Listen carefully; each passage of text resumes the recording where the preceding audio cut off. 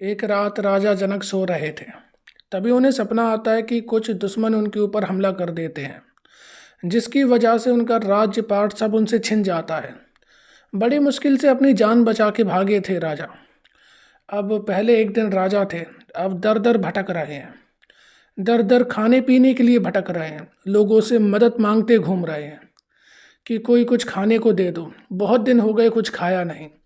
एक राजा से ऐसी स्थिति आ गई जनक की। लेकिन तभी क्या होता है कि एक आदमी जनक को एक कटोरा देता है।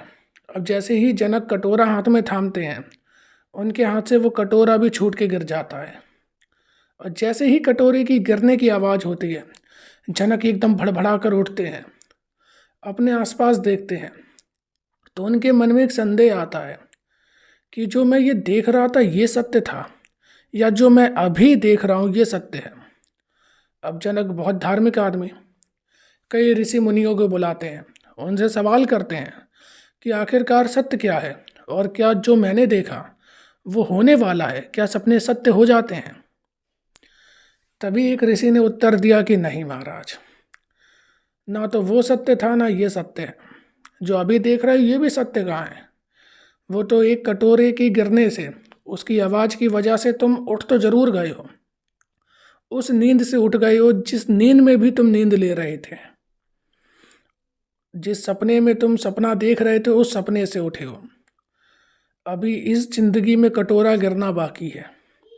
जब इस जीवन में, इस जहां में तुम्हारा कटोरा गिरेगा, उसकी खनक से जब तुम जगोगे तब देखोगे ना तो ये सत्य ना वो सत्य था। ऐसी एक और कहानी थी। एक राजा थे, बड़े दयालु राजा थे, बड़े हैरान परेशान रहने लगे। तभी एक दिन उन्हें छत पर एक आदमी दिखा, वो ऊंट ढूंढ रहा था। राजा बड़ी हैरानी से कहता क्या कर रहे हो। वो उधर से जवाब देता ऊंट ढूंढ रहा हूँ। तभी राजा कहता है तुम कितने मूर्ख हो, छत में ऊंट कैसे जाएगा, वहां तुम ऊंट कैसे ढूंढ सकते हो। वो आदमी वहां से जवाब देता है जिस तरीके से तुम इन महलों में सुख ढूंढ रहे हो, उसी तरीके से मैं इस छत पर ऊंट ढूंढ रहा हूँ।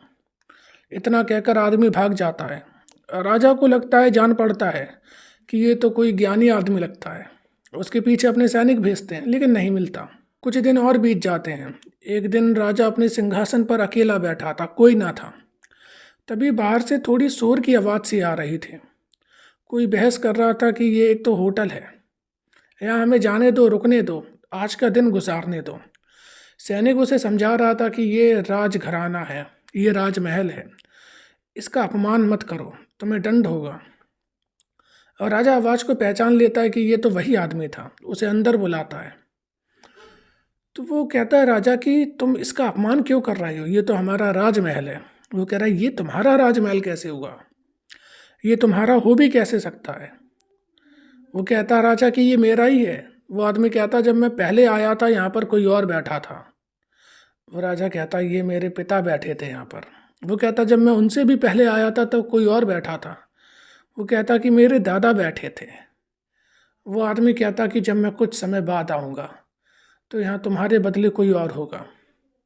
कहते हैं कि वो राजा अपना सब कुछ छोड़ के चल दिया कि ठीक है तुम ही रख लो, ये बिल्कुल होटल है, मैं भी यहाँ ठहरा था, तुम भी आज दिन ठहर लो और फिर निकल लो। राजा अपना सब कुछ छोड़कर निकल जाता है।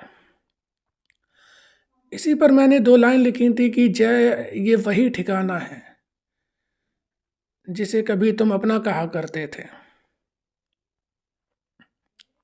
तो यहाँ पर ये केवल ठिकाने हैं या केवल लोग हैं। ऐसे भी कह सकते हो कि जय ये वही इंसान है जिसे तुम कभी अपना कहा करते थे।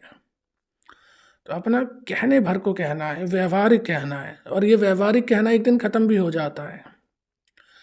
यहाँ पे ये टिक नहीं सकती, यही तो माया है। माया केवल इतनी है, तुम्हें चीज़ लग रही है ये मेरी है, ये मैं हूँ, लेकिन कम से कम इतना तो जान लेते मेरी कहने से पहले मैं क्या हूँ। केवल माया का खेल इतना है कि तुम्हें मैं के भ्रम में डाल देता है। एक बार नारद विष्णु से सवाल करते हैं कि बताओ तुम्हारी जो माया है वो कैसी है, इल्यूजन तुम्हारा कैसा होता है। तभी विष्णु कहते हैं कि मेरी माया देखोगे, चलो तुम्हें दिखा के लाता हूँ। विष्णु के साथ नारद निकलते हैं धीरे धीरे जब जा रहे होते हैं रेगिस्तान तक पहुंचते हैं। रेगिस्तान में विष्णु कहते हैं कि नारद, बहुत प्यास लगी है, जाओ मेरे लिए पानी लेकर के आओ। नारद तभी जाते हैं पानी लेने के लिए। एक सुंदर स्त्री दिखती है, तो उसी से उनका प्रेम होता है, शादी होती है, बच्चे होते हैं, उनके पूरा संसार बस जाता है नारद का। अब नारद खुशी खुशी अपना जीवन जीने लगते हैं। सब भूल गए कि मैं कौन था, ये भी भूल गए कि विष्णु के साथ आया था, ये भूल गए कि मैं ऋषि नारद हूँ, ज्ञानी हूँ, कुछ नहीं याद, केवल वहीं पर उलझे हैं, परिवार बन गया। तभी एक दिन अचानक से बाढ़ आती है और सब कुछ तहस महस। नारद कोशिश कर रहा है अपने बीवी और बच्चों को बचाने की, लेकिन कुछ भी उनके हाथ में नहीं आ रहा है, कुछ भी नहीं बचा पाता नारद, और बैठ के रोने लगता है। तभी विष्णु की याद करता है नारद। जब तकलीफ हुई तो याद आई उसकी, याद करता है तो तभी एकदम देखता है कि सब तो खत्म, ना यहाँ पर कोई गांव है, ना कोई लोग हैं, ना कोई बाढ़ है, ना कोई पानी है। पानी छोड़ो, पानी का एक बूंद का नाम निशान नहीं।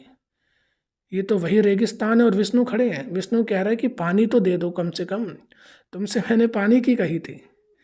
तब नारद के समझ में आया कि माया क्या है। माया केवल ज्ञान के ऊपर पर्दा पड़ा है। अब ज्ञान क्या है? ज्ञान स्वयं को जानना ज्ञान है, स्वयं की जानकारी ही ज्ञान है, स्वयं की चेतना से जानी गई चीज ही ज्ञान है। चेतना का मतलब ये नहीं कि स्वयं की जो बुद्धि में आया वो ज्ञान है, क्योंकि वो भी अज्ञान है, तर्क में भी अज्ञान है। तर्क, तुम समाज से ही लेके चीज़ों को तर्क दे रहे हो, वहाँ क्या ज्ञान है? बिल्कुल ज्ञान नहीं, वो तो केवल तुम एक पहलू पकड़ के बैठ चुके हो। हालांकि एक पहलू तब सत्य हो सकता था जब तुम उसे पूर्ण रूप से जान जाते। पूर्ण और शून्य होने में कोई फर्क नहीं होता। जब तक एक सत्य के छोटे से भाग को पकड़े हो तब तक माया है, या जब तक कुछ भी नहीं तो भी माया ही है। जब तुम इन सब से होकर के कहीं जाओगे, कहीं निकलोगे, तब माया खत्म होगी। अब ऐसे ही जब अनेकांतवाद की बात करते हैं, एक गांव था, उस गांव में 7 जन अंधे हो चुके थे। उन्होंने कभी हाथी देखा ना था, बस हाथी की कहानियां सुनी थी उन्होंने। हाथी की कहानी सुनी थी तो एक दिन एक राजा का सेवक था, वो राजा का हाथी निकल लेके उधर ही से निकल रहा था। उसके मन में आया क्यों ना इन गांव वालों को हाथी दिखा दिया जाए। एक एक करके 7 अंधे आते हैं।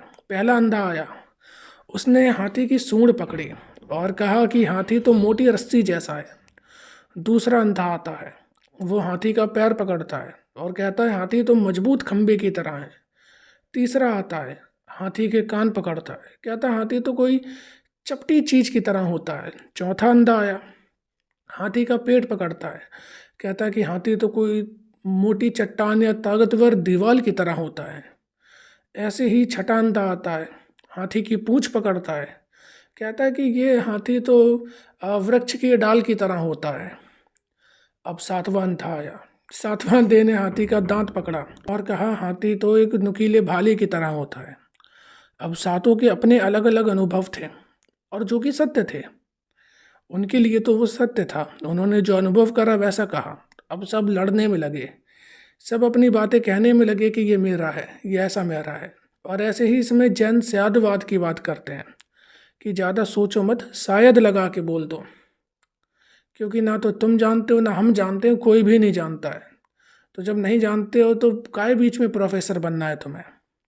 शांति से इतना ही पता है तो बस इतना ही जानते हैं, ये मेरा अनुभव है, इतना कह दो बस। तो कुल मिलाकर बात यहाँ पर आती है कि जो भी चीज़ तुम्हारे जानने में, देखने में, सुनने में, समझने में आ रही है, सब माया का हिस्सा है। माया मतलब झूठ नहीं है।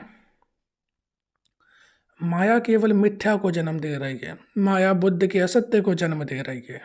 मतलब कि जैसे सपने में होने वाली हर चीज़ तुम्हें सत्य लगती है, और वो सपना तब आएगा जब नींद में होगे, तो वो नींद माया है। और बुद्ध कहते हैं कि सत्य की एक परिधि पकड़ ली, वही माया है। जब तक पूर्ण सत्य तक नहीं पहुंचे तब तक माया है। इस क्षण में जी रहे हो, लेकिन जैसे ये क्षण बीता, तुम इस क्षण को अगर पकड़ के रह गए तो माया है। हर पल में बदलना ही सत्य है। शंकर कहते हैं कि अगर बदल जाए तो सत्य कैसा, सत्य में तो ठहराव होना चाहिए, इसीलिए ये मिथ्य है। कुल मिलाकर बात इतनी है कि ये सब तुम्हें दुख से उभारना चाहते हैं, ये तुम्हें सब सुख देना चाहते हैं, लेकिन दुख के होने का मतलब है कि सुख की कल्पना थी। रोशनी होने का मतलब ये है कि अंधकार से बचना था। जबकि यहाँ पे तुम अंधकार के साथ कुछ नहीं कर सकते हो। अंधकार को अगर हटाना है तो भी तुम्हें दिया तो जलाना ही पड़ेगा, बल्ब तो जलाना ही पड़ेगा। रोशनी के साथ तुम खेल सकते हो, अंधकार के साथ नहीं खेल सकते हो तुम। ऐसे ही माया के साथ क्या ही खेलोगे, वो तो खुद ही खेल रही है। बस यहाँ पे किसी चीज़ को ज़्यादा सीरियस मत ले लेना, किसी चीज़ को सीरियस मत समझ लेना, इतनी सी बात है। जैसे नारद जब पकड़ के बैठे रोने लगे, सब भूल चुके थे, लेकिन फिर याद आई, अरे क्या ही है, क्या ही था अपना, चलो जाने दो, आगे बढ़ो। केवल इतनी सी बात है और इससे ज़्यादा इसमें कोई सार नहीं। अगर तुम डूबोगे तो कितना ही डूब जाओ, डूबना चाहे जितना डूबना चाहो, इसमें पार थोड़ी है यहाँ। क्योंकि तुम अगर सुंदरता में डूब रहे हो, तुम अपने आप को अच्छा बनाते जा रहे हो, ये केवल एक चूहों की दौड़ की तरह हो सकता है। जब भी किसी भी दौड़ के पीछे जाना, सुंदर बनने में, रुपए कमाने में या कुछ भी पद प्रतिष्ठा हासिल करने में, तो ये केवल वही चूहों की दौड़ है। यहाँ पर अव्वल आओगे तो भी कुछ नहीं मिलेगा, चूहे हो तुम बस, कुछ यहाँ मिलना थोड़ी है। ये दौड़ में हिस्सा ले रहे हो तो इतना सोच लेना कि अपनी मर्जी से ले रहा हूँ। अपनी मर्जी से पहले ये समझ लेना मैं कौन हूँ, तभी तो अपनी मर्जी समझोगे। हिस्सा लेने से पहले अपने आप को जान लेना, और अगर अपने आप को जान लोगे तो हिस्सा ही नहीं लोगे। क्यों दौड़ना इस दौड़ में मुझे, जब यहाँ कुछ है ही नहीं तो क्यों दौड़ना। या तो दौड़ रहा हूँ तो केवल इसलिए दौड़ रहा हूँ ताकि मन था दौड़ने का। प्रथम आओ या आखिरी आओ या पीछे रह जाओ, कोई फ़र्क नहीं, बस अच्छा लगा तो दौड़ लिए, और आधी ही दौड़ में अगर कोई और चीज़ पसंद आई तो बाहर निकल लिए। ये जीवन है, ये सत्य है, यही माया का काट है। अगर माया है तो माया में डूब जाओ। अगर माया बुरी चीज़ है तो ये है क्यों? क्योंकि अगर लोग कहते हैं कि हर चीज़ परमात्मा की देन है, परमेश्वर की देन है, तो माया भी उसी की देन है। तो जब उसकी चीज़ है तो बुरी कैसे हो सकती है? मैं तो कह रहा हूँ उसमें पूरे खो जाओ, लेकिन खो ऐसे कि किसी एक में ना बंध जाओ, उसी के साथ बहाव में बहते जाओ। अब जब कोई अपने आप को किसी ने छोड़ दिया नदी के बहाव में बहने को, क्या फ़र्क पड़ता है आगे क्या होगा, बस बह रहे हैं, बहने का आनंद लो। लेकिन जब कहीं अटकने का मन करता है कि कैसे भी इससे पार पा जाऊँ, निकल रहे हैं, लड़ रहे हैं, तो निकल नहीं पाते, तब तकलीफ़ होती है। और माया तो ऐसी चीज़ ही है, ये तुमसे कुछ छीनना नहीं चाहती, तुम्हें अपने में फंसाना और चाहती है।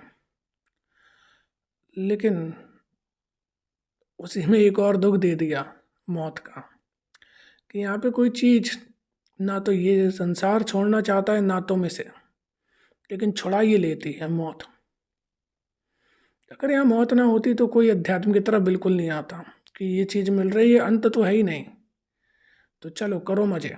लेकिन यहाँ अंत तय कर दिया गया है, इस वजह से सब इस ओर आते हैं। अगर तुम थामे रखते हो तो मौत छुड़ा लेती है। अब जरा कहो कि मेरे पास तो कुछ है ही नहीं, अब छीन के दिखा, लो छीन ले जाओ, क्या छीनोगे? सब पहले ही छोड़ दिया है, माया वहीं समाप्त।